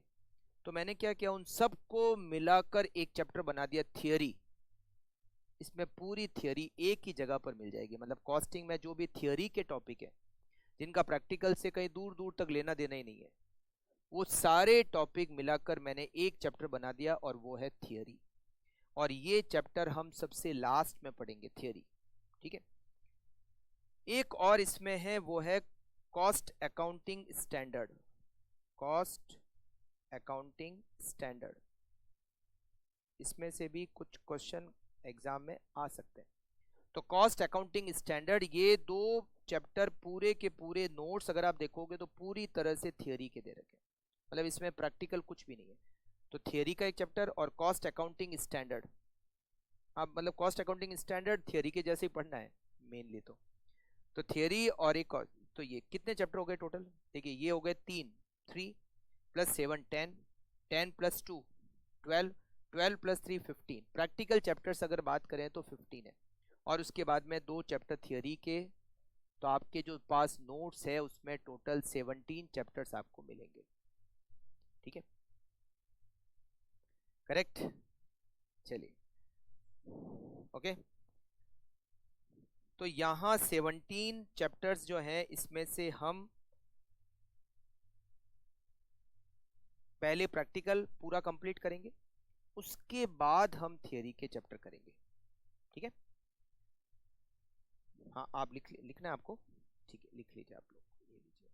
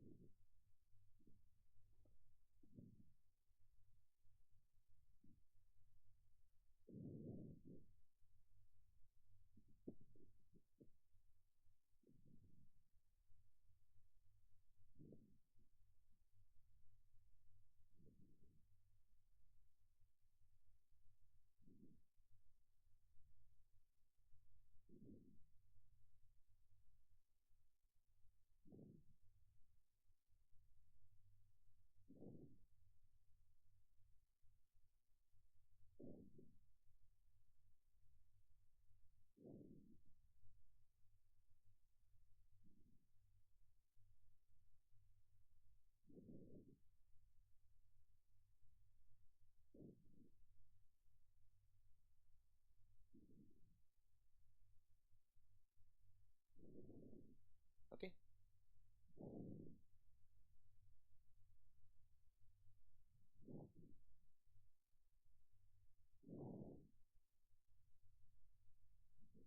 नहीं नहीं, मजाक नहीं है। जो मैंने आपको बताया है कि अगर आपके मार्क्स 50% से कम आए एग्जाम में, तो बिल्कुल आपको आधी फीस वापस रिफंड की जाएगी, एंड इट्स नॉट जोक, बिल्कुल की जाएगी। हाँ, बिल्कुल की जाएगी, ठीक है। 50 नंबर से कम आ गए कॉस्टिंग में तो आधी फीस, पूरी फीस नहीं, हाँ, आधी फीस रिफंड की जाएगी, ठीक है। हाँ, कॉस्टिंग में 50 से कम आए तो, 50 या 50 से ज़्यादा आ गए तो ओके, ठीक है, ठीक है। हाँ हाँ, सिल्वर जुबली के मौके पर, बिल्कुल ठीक है। चलिए स्टार्ट करें आगे। अच्छा, अब मैं बात करता हूँ कि हमारा ये जो सब्जेक्ट है, इसका एग्जाम का पेपर पैटर्न कैसे आता है ना। तो देखिए, पहले जो 30 नंबर है उसमें आते हैं एमसीक्यू। फर्स्ट क्वेश्चन जो आता है वो एमसीक्यू का आता है, एमसीक्यू। उसमें 2 नंबर के 15 एमसीक्यू होते हैं, 2 नंबर के 15 एमसीक्यू। ये जो 15 एमसीक्यू है, इसमें आप मान लीजिए करीब करीब 2 या 3 एमसीक्यू थियोरी के होते हैं जनरली। हाँ, मैं आपको एक बता रहा हूँ, जनरल ट्रेंड, ऐसा नहीं है कि मतलब एग्जैक्टली ऐसा ही होना है। इंस्टीट्यूट कभी कभार चेंज भी कर सकती है। तो इसमें 2 से 3 थियोरी के पॉइंट आते हैं और बाकी जो पॉइंट है 12 से 13 वो प्रैक्टिकल क्वेश्चन ही होते हैं। मतलब इन एमसीक्यू को करने के लिए भी आपको प्रैक्टिकल क्वेश्चन पढ़ोगे तो काम हो जाएगा। इसके लिए आपको एमसीक्यू के क्वेश्चंस अलग से करने की जरूरत नहीं है, जो क्वेश्चंस हम करेंगे उसी का एमसीक्यू बन जाएगा, ठीक है। तो कुछ अलग से दिक्कत आपको नहीं है। सेकंड, फिर आता है पेपर। बाकी जो है उसमें second question, third question, fourth question, fifth question, six question और सेवंथ क्वेश्चन और एट्थ क्वेश्चन, फिर आपको 7 क्वेश्चन दे रखे होते हैं। 7 क्वेश्चन, हर क्वेश्चन 14 नंबर का होता है, 14 मार्क्स का। कितने होते हैं? 14 नंबर के 7 क्वेश्चंस आपको दे रखे होते हैं। 14 नंबर के 7 क्वेश्चन दे रखे होते हैं। तो ये कितने हो गए? 98। इन 7 क्वेश्चन में से एनी 5 आपको करने होते हैं। एनी 5, कोई भी 5 करो, मतलब 2 क्वेश्चन आप ऑप्शन में छोड़ सकते हो, ठीक है। अब जनरली ऐसा होता है कि ये पूरा का पूरा 14 नंबर का क्वेश्चन थियरी का आता है। अच्छा, थियरी का एक क्वेश्चन नहीं होता, हो सकता है इसमें 5 5 4 3 क्वेश्चन आ जाए, या हो सकता है इसमें 4 4 4 2 ऐसे क्वेश्चन आ जाए। मतलब कुल मिला के ये पूरा क्वेश्चन थियरी का ही आता है। ये जो क्वेश्चन आता है सेकंड लास्ट, इसमें ज्यादातर 10 नंबर के तो प्रैक्टिकल क्वेश्चन आते हैं और 4 नंबर की, 4 5 नंबर की, 4 5 नंबर की इसमें भी थियरी आ जाती है। अच्छा, जो बाकी के क्वेश्चन है ज्यादातर वो प्रैक्टिकल आते हैं। जैसे 14 नंबर में 7 के 2 क्वेश्चन दे दिए, या हो सकता है 8 और 6 नंबर का 2 क्वेश्चन दे दिए। कुल मिला के बनाना 14 नंबर है, ठीक है। हो सकता है कि 5 5 और 4 3 प्रैक्टिकल दे दिए। मतलब पॉसिबिलिटी है, कुछ भी हो सकती है। देना इनको टोटल 14 नंबर के क्वेश्चन है, मगर जनरली ये सारे क्या आते हैं? प्रैक्टिकल। तो अगर मैं बात करूं कि प्रैक्टिकल क्वेश्चन ही अगर आपको अटेंड करने हो, थियरी करनी नहीं है, तो वैसे तो आप ऐसा एमसीक्यू को छोड़ के कर सकते हो। क्योंकि ये जो second question, third question, fourth question, fifth question और सिक्स क्वेश्चन, जनरली ये जो 5 क्वेश्चन है ये तो पूरे ही प्रैक्टिकल होते हैं। जनरली ऐसा होता है, कोई ऐसा नहीं है कि हमेशा ऐसा ही करेगी इंस्टीट्यूट, ऐसा जरूरी नहीं। तो ये तो आप पूरे 70 नंबर के प्रैक्टिकल कर सकते हो, ये आप ऑप्शन में छोड़ दो, ये भी आप ऑप्शन में छोड़ दो, तो आप 5 पूरे प्रैक्टिकल। अच्छा, इसमें आपको 2 से 3 पॉइंट हो सकते हैं थियरी के आ जाए, मतलब 5 6 नंबर के क्वेश्चन तो आपको थियरी के जनरली करने पड़ सकते हैं, मगर वो भी थियरी के नहीं है क्योंकि वो एमसीक्यू है। एमसीक्यू में क्वेश्चन ठीक, मतलब ठीक, पूरा ही ठीक, मतलब उसमें ऐसा नहीं है कि आपको 2 नंबर में से 1 नंबर देगा या 1.5 देगा, ऐसा कुछ है नहीं। क्यों? क्योंकि एमसीक्यू में तो क्वेश्चन ठीक है तो ठीक है, उसमें कुछ गड़बड़ तो है नहीं। तो आप पूरे 100 में से 100 भी ला सकते हो अगर आपने सारे प्रैक्टिकल ठीक किए तो। ऐसे सुनने में तो बहुत अच्छा लग रहा है, नहीं? बट इसके लिए तैयारी बहुत अच्छी चाहिए, प्रैक्टिस चाहिए, तैयारी चाहिए। पॉसिबल है, बट तैयारी अच्छी चाहिए, तैयारी अच्छी चाहिए, ठीक है। मगर मैं आपको ये नहीं कह रहा, मैं आपको कह रहा हूँ मोर देन 75। मैं आपको कह रहा हूँ मोर देन 75 ला सकते हो। कोई मतलब ऐसा नहीं है कि ऐसा किला है जो पार ही नहीं किया जा सकता, ऐसा कुछ नहीं है। यू कैन डू दिस, ठीक है। तो पेपर का पैटर्न समझ में आ गया, थियरी वाला भी पॉइंट समझ में आ गया। हम तो वैसे थियरी भी पूरी करेंगे, ऐसा नहीं है कि थियरी का क्वेश्चन ऑप्शन में छोड़ सकते हो तो थियरी नहीं करेंगे। हम थियरी भी पूरी करेंगे, पूरी तरह से करेंगे। सबसे लास्ट में करेंगे, पहले प्रैक्टिकल खत्म हो जाएगा फिर करेंगे, ठीक है। अच्छा, अब मैं आपको जानकारी दे देता हूं कि ये जो बैच है अपना पूरा कितने टाइम में कंप्लीट होगा। तो मैं आपको बता दूं कि अप्रोक्सीमेटली ये बैच जो है वो 80 से 100 आवर्स में कंप्लीट होगा। 80 से 100 आवर्स, तो आप इसमें मान लीजिए कि 60 क्लास और हर क्लास 1.5 आवर की, 1.5 घंटे की एक क्लास। अगर मैं 60 घंटे की मानूं तो करीब करीब 90 घंटे। तो 60 क्लासेस में अपना पूरा कोर्स खत्म हो जाएगा अच्छी तरीके से। मतलब अच्छी तरीके का मतलब हो गया कि एक एक पॉइंट को हमने अच्छी तरह से डिस्कस किया। एक एक क्वेश्चन, बहुत सारे जो मतलब जो नोट्स में क्वेश्चन दिए हुए हैं सारे क्वेश्चन अच्छी तरह से एक एक करके सॉल्व किए, ठीक है ना। मैं आपको बता दूं कि अप्रोक्सीमेटली 300 के आसपास क्वेश्चन हम क्लास में सॉल्व करने वाले हैं। कितने क्वेश्चन? अप्रोक्सीमेटली 300 350 क्वेश्चन मैं आपको सॉल्व कराने वाला हूँ क्लासेस में, क्लास के अंदर, मतलब ये जो 90 घंटे हैं इसमें सॉल्व कराने वाला हूँ। एक एक कॉन्सेप्ट को हम समझेंगे, एक एक कॉन्सेप्ट को डिस्कस करेंगे और इतने सारे क्वेश्चन सॉल्व करेंगे। तो अप्रोक्सीमेटली 80 to 100 आवर्स, ये जो 60 क्लास में आपको बता रहा हूँ, हो सकता है ये 2 4 5 कम भी हो जाए, हो सकता है ये 2 4 5 बढ़ भी जाए, ठीक है। रोज की क्लास होगी ऑन एन एवरेज 1.5 आवर की, 1.5 घंटे की क्लास होगी, 90 मिनट के आसपास की क्लास होगी। बट हो सकता है कभी कभार कोई टॉपिक चल रहा हो तो 10-15 मिनट ज़्यादा भी हो सकते हैं, और कभी कोई टॉपिक खत्म हो गया तो 10-15 मिनट पहले भी खत्म हो सकता है, ठीक है। मतलब आप 1 से 2 घंटे के बीच की क्लास ले लो, 1 घंटे से कम की क्लास नहीं लेंगे और 2 घंटे से ज़्यादा की क्लास नहीं लेंगे। ऑन एन एवरेज 1.5 घंटे की हमारी क्लास रहेगी, ठीक है। किसी को कोई डाउट? ठीक है। मॉक टेस्ट पूरा आपका कोर्स खत्म हो जाएगा। एक्चुअली में देखो, मॉक टेस्ट देने का सही टाइमिंग क्या है? मॉक टेस्ट देने का सबसे सही टाइमिंग है एग्जाम से 1 से 1.5 महीने पहले, जब आप पूरा पढ़ चुके हो, अब आप तैयारी देखने के लिए आप मॉक टेस्ट दो। तो उस समय हम कॉस्टिंग के 3-4 मॉक टेस्ट दे सकते हैं। अच्छा, बीच में भी ऐसी कोशिश करेंगे कि 4-5 चैप्टर हो जाए, जैसे 15 चैप्टर प्रैक्टिकल है तो 5 चैप्टर खत्म होने के बाद एक टेस्ट ले लिया जाए, फिर 5 चैप्टर खत्म होने के बाद, तो आपके 3 मॉक टेस्ट पेपर तो बीच में हो जाएंगे, और पूरा कोर्स खत्म होने के बाद 2-3 मॉक टेस्ट और हो जाएंगे। तो मतलब मैं मानता हूं कि करीब करीब 5 मॉक टेस्ट पेपर हमें कंप्लीट कराने, ठीक है। हाँ, जो ऑनलाइन के स्टूडेंट्स है वो मैं उनको बता दूंगा कि किस तरह से मॉक टेस्ट लिए जाएंगे, तो कितने चैप्टर के बाद में उनको मॉक टेस्ट देना है, ठीक है। उनके ऑनलाइन रहेंगे, और जो क्लास के स्टूडेंट है वो तो क्लास में आके मॉक टेस्ट दे सकते हैं। हाँ, ठीक है, बिल्कुल करेक्ट।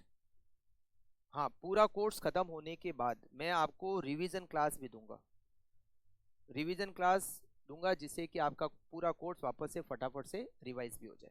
बिल्कुल बिल्कुल, मुझे क्या चाहिए, सब कुछ मैं तैयार हूँ, I am ready for everything, but मुझे क्या चाहिए? आपके मोर देन 75 मार्क्स कॉस्टिंग में, आपकी कॉस्टिंग में 75 से ज़्यादा नंबर आए, इसके लिए मैं कुछ भी करने के लिए तैयार हूँ। आप कहोगे कि सर एक बार और रिवीजन करा दो, आप कहोगे सर 1-2 मॉक टेस्ट और ले लो, ये चैप्टर भारी है इसका एक बार से वापस से रिवीजन करा दो, I am ready for everything. But मुझे इसमें आपका सहयोग चाहिए। कैसे?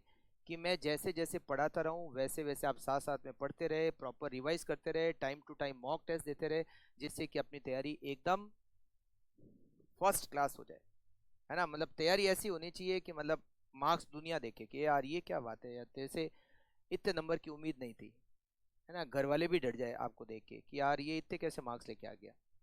जहाँ पर कॉस्टिंग में बच्चों को डर लगता है, ये तो मतलब जोरदार मजा आ गया इसको मार्क्स लेके आने से। तो ऐसी तैयारी होनी चाहिए। क्या कह रहे हैं आप? नहीं नहीं, डर नहीं लगता, बात बता रहा हूँ, ठीक है ना। थोड़ा सा कैलकुलेशन का सब्जेक्ट है, थोड़ा आपको कैलकुलेशन करनी पड़ेगी, थोड़ी प्रैक्टिस करनी पड़ेगी। अच्छा, अब मैं आपको बता देता हूँ, आपको जो मैंने नोट्स दिए हैं इसके अलावा एक नोट्स का सेट या तो आपको मिल जाएगा, ठीक है ना। वो है प्रैक्टिस का सेट, प्रैक्टिस। तो प्रैक्टिस के लिए भी आपको बहुत सारे क्वेश्चंस दिए जाएंगे, जिससे कि आप, अच्छा आपको क्या करना है, 2 रजिस्टर मेंटेन करना है। कितने रजिस्टर? 2 रजिस्टर मेंटेन करना है, 2 रजिस्टर मेंटेन करना है। एक रजिस्टर क्लास वर्क के लिए, क्लास वर्क के लिए, और एक रजिस्टर आपको मेंटेन करना है प्रैक्टिस के लिए, प्रैक्टिस वर्क के लिए। जो मैं आपको प्रैक्टिस करने के क्वेश्चंस दूंगा प्रैक्टिस बुक में से, उसके लिए आप प्रैक्टिस वर्क मतलब प्रैक्टिस रजिस्टर में करोगे, और जो मैं रजिस्टर क्लास वर्क के लिए आप जो रखोगे वो आपको रोज साथ में लेकर आना है। मतलब क्लास वर्क वाला जो रजिस्टर है वो तो रोज लेकर आओगे, वो जो क्लास में कराएंगे वो आपको उसमें करना है। बट मैं जो प्रैक्टिस बुक में से क्वेश्चंस दूंगा वो आपको प्रैक्टिस रजिस्टर में करना है, वो क्लास वर्क वाले रजिस्टर में नहीं करना है। ये प्रैक्टिस वर्क वाला register after every 2 to 3 chapter, जैसे 3 चैप्टर खत्म हो गए तो 3 चैप्टर खत्म होने के बाद ये प्रैक्टिस वर्क वाला रजिस्टर मैं आपसे मंगाऊंगा, और एक दिन आपको उसको यहीं रखना है। मैं आपको उसको चेक करूंगा कि आपने किया है या नहीं किया है, पूरा काम किया है नहीं किया है, और फिर वो मैं रजिस्टर आपको वापस दूंगा। आप समझे? आपको ये रजिस्टर बिल्कुल मुझे अप टू डेट बताना है। अब बात है ऑनलाइन स्टूडेंट्स की, तो ऑनलाइन स्टूडेंट वाले सुन लो, ऐसा नहीं है कि ये आपके लिए नहीं है कि प्रैक्टिस वर्क वाला रजिस्टर हम कैसे देंगे। आपको क्या करना है, मैं जब आपको कहूँ 3 चैप्टर खत्म होने के बाद, आफ्टर एवरी 3 चैप्टर्स, जैसे 3 चैप्टर कंप्लीट हो जाए, आपको मुझे प्रैक्टिस वर्क वाला जो आपका रजिस्टर है उसकी फोटो लेकर उसको स्कैन करके आपको मुझे मेरे मोबाइल नंबर पे भेजना है, जिससे कि मैं चेक कर सकूं कि आपने काम किया है या नहीं किया है। समझ गए आप उसको पूरा रजिस्टर की फोटो खींचोगे, जो 3 चैप्टर के जो क्वेश्चंस मैं आपको दूंगा उसके रजिस्टर में फोटो करके स्कैन करके मुझे व्हाट्सएप करोगे। अगर आप में से काम अधूरा है, जिस डेट को मैं कहूँ उस डेट तक अगर आपका काम अधूरा है, तो एक स्टूडेंट से 100 रुपए की पेनल्टी ली जाएगी। और देने में सोच नहीं करना है कि सर मैं अगली बार पूरा कर लूंगा, मेरे ऐसा हो गया, मेरे वैसा हो गया, मैं यूं नहीं कर पाया, वैसा नहीं कर पाया। आप किसी के रजिस्टर से नक्कल मार के करो, खुद करो, कैसे भी करो, मुझे रजिस्टर कंप्लीट चाहिए आफ्टर एवरी 3 चैप्टर्स। नहीं तो 100 रुपए की पेनल्टी है। अगर एक क्वेश्चन भी पेंडिंग है तो 100 रुपए की पेनल्टी है। एक क्वेश्चन भी पेंडिंग है तो 100 रुपए की पेनल्टी लगेगी, मतलब लगेगी। ठीक है, तैयार हो? और अभी से मैं बता देता हूँ, ऐसा नहीं कि सर मेरी तबीयत खराब हो गई थी, ऐसा हो गया वैसा हो गया, घर में इमरजेंसी हो गई, काम हो गया, कुछ नहीं हो गया है, कोई बात नहीं, आपको 100 रुपए देना है। एक कॉमर्स के स्टूडेंट के लिए सबसे बड़ी सजा पता है क्या है? रुपए। अगर आप उनसे 100 रुपए ले लो तो उससे ज्यादा बड़ी उसकी सजा है ही नहीं। वो 4 दिन तक दुख में डूबा रहता है कि अरे मेरे जबरदस्ती के 100 रुपए लग गए। और मैं चाहता हूँ कि ऐसा हो, अगर आप काम नहीं करते हो तो काम कर लो, तो आप 100 रुपए जबरदस्ती। अगर आपने होमवर्क पूरा कर लिया तो बदले में आपको क्या मिलेगा? 2 चीजें मिलेगी, मेरा आशीर्वाद मिलेगा आपको, है ना, आशीर्वाद मिलेगा आपको। दूसरा, आपको 5 रुपए वाली 5 स्टार मिलेगी। बस, मेरा इतना ही बजट है। आप लोगों का बजट बड़ा है, मेरा छोटा ही बजट है। 5 रुपए वाली 5 स्टार मिलेगी आपको, ठीक है ना। मतलब जैसे 4 बार रजिस्टर देखूंगा, 5 बार रजिस्टर देखूंगा मैं आपको, तो अगर 5 बार आपका काम पूरा मिला तो आपको 5 5 स्टार मिल जाएगी, हर बार की एक। और वो भी 5 स्टार 5 रुपए वाली। ज़्यादा की उम्मीद मुझसे करना भी मत, ठीक है। हाँ, ऑनलाइन के स्टूडेंट्स, मैं आपके अकाउंट में 5 रुपए ट्रांसफर करा दूंगा अगर आपका रजिस्टर कंप्लीट हुआ तो, ठीक है। हाँ, तो आप ऐसा मत सोचना कि सर हमारी 5 स्टार कहाँ गई, आपको भी मिलेगी, बट ऑनलाइन आपको 5 रुपए ट्रांसफर कर दिए जाएंगे। 100 और 5 का रेशियो है, क्या करें, एक गरीब अध्यापक यही कर सकता है। तो आप ये मान लेना कि 95 रुपीज का आशीर्वाद है, ठीक है। हाँ, तो बिल्कुल इस तरीके से पढ़ेंगे हम, और इस तरीके से ही पूरा कोर्स होगा। आपको 2 रजिस्टर मेंटेन करने, इसीलिए मैंने आपको कहा प्रैक्टिस वाला रजिस्टर। हाँ, ऑनलाइन वाले स्टूडेंट, अगर आप बिल्कुल मेरे साइड से ही हो तो आप अपना रजिस्टर मेरे ऑफिस में डिपॉजिट कराओगे, आपको स्कैन करके नहीं भेजना है। जैसे ही 3 चैप्टर कंप्लीट हो जाए, जिस दिन मैं आपको कहूँ उस दिन आप अपना रजिस्टर मेरे ऑफिस में छोड़कर जाओगे और अगले दिन वापस कलेक्ट करोगे, ठीक है। जो ऑनलाइन वाले स्टूडेंट्स हैं और जो मेरे शहर के ही है, और बाकी जो दूसरे शहर से हैं फिर उनको ऐसे ही करना पड़ेगा, स्कैन करके भेजना पड़ेगा, ठीक है। हाँ, चलिए, तो ये अपना कैसे कोर्स होगा, किस तरह से होगा, ये मैंने आपको सब कुछ बता दिया। अब हम शुरुआत जब करेंगे इस कोर्स की, बहुत बहुत कोर सब्जेक्ट है ये, हाँ बिल्कुल। कॉस्ट अकाउंटिंग मेन तो आपका अपने इंस्टीट्यूट ही ऐसी है। अपने इंस्टीट्यूट का मेन काम ही क्या है? कॉस्टिंग। तो कॉस्टिंग सब्जेक्ट में आप बिल्कुल कम हो ही नहीं सकते। आपको कॉस्टिंग तो बहुत जोरदार करनी ही करनी है, ठीक है ना, इसमें कोई बट इफ है ही नहीं, ठीक है। अच्छा, इसमें आपका ये जो कोर्स है, इसमें हम सबसे पहले जो स्टार्ट करेंगे, एक छोटे चैप्टर से स्टार्ट करते हैं। एकदम से बड़ा झटका मैं नहीं देता हूँ आपको, छोटे से चैप्टर से स्टार्ट करते हैं, फिर धीरे धीरे बड़ा करेंगे, ठीक है। तो इसमें एक चैप्टर है जिसका नाम है joint product and by product. क्या नाम है? Joint product and by product. हम यहाँ से स्टार्ट करेंगे, joint product and by product से स्टार्ट करेंगे, ठीक है। हाँ, आज की तो क्लास, फिर आज पहला दिन है तो मैं आप लोगों पे ज़्यादा सितम नहीं करूँगा। ज़्यादा वो कहते हैं, आप लोगों को ऐसा नहीं कि आज रात को नींद लो और मेरा ही चेहरा दिखे आपको, वो भी डरावना चेहरा। तो आज आपको आराम से नींद लेने देते हैं, बिल्कुल। और कल से हम स्टार्ट करेंगे, और चैप्टर ये जो जॉइंट प्रोडक्ट बाई प्रोडक्ट है यहाँ से स्टार्ट करेंगे। ठीक है, छोटा चैप्टर है, मतलब छोटे से स्टार्ट करते हैं। मतलब पहले आए, ऐसा नहीं कि पहली बॉल पे छक्का क्यों मारे। पहली बॉल, दो चार बॉल ऐसे ही धीरे धीरे खेलते हैं, फिर थोड़ा जम जाए फिर मारेंगे छक्के और चौके, और क्या। ठीक है, तो आज की क्लास को यहीं ख़त्म करें। यस, तो बिल्कुल बहुत पढ़ाई करनी है, अच्छी तरह से पढ़ना है, और फर्स्ट अटेम्प्ट में आपको सीएमए इंटर को पास करना है। फर्स्ट अटेम्प्ट में, जो फर्स्ट अटेम्प्ट में पास करने का मजा है ना, वो दूसरे तीसरे अटेम्प्ट में थोड़ा कम हो जाता है। तो हम नहीं चाहते कि आपके मजे कम हो जाए, मजे आने चाहिए, और फर्स्ट अटेम्प्ट में पास होना चाहिए। ठीक है, और इसी जोश के साथ आपको पढ़ना है लास्ट तक। करेक्ट, चलिए, तो नेक्स्ट कल मिलते हैं, चैप्टर स्टार्ट करेंगे जॉइंट प्रोडक्ट बाई प्रोडक्ट। और अगर आपके पास किसी के पास नोट्स नहीं है तो बिल्कुल आप ऑफिस से नोट्स कलेक्ट कर लीजिए। ठीक है, तो मिलते हैं नेक्स्ट क्लास में। Okay, thank you, take care.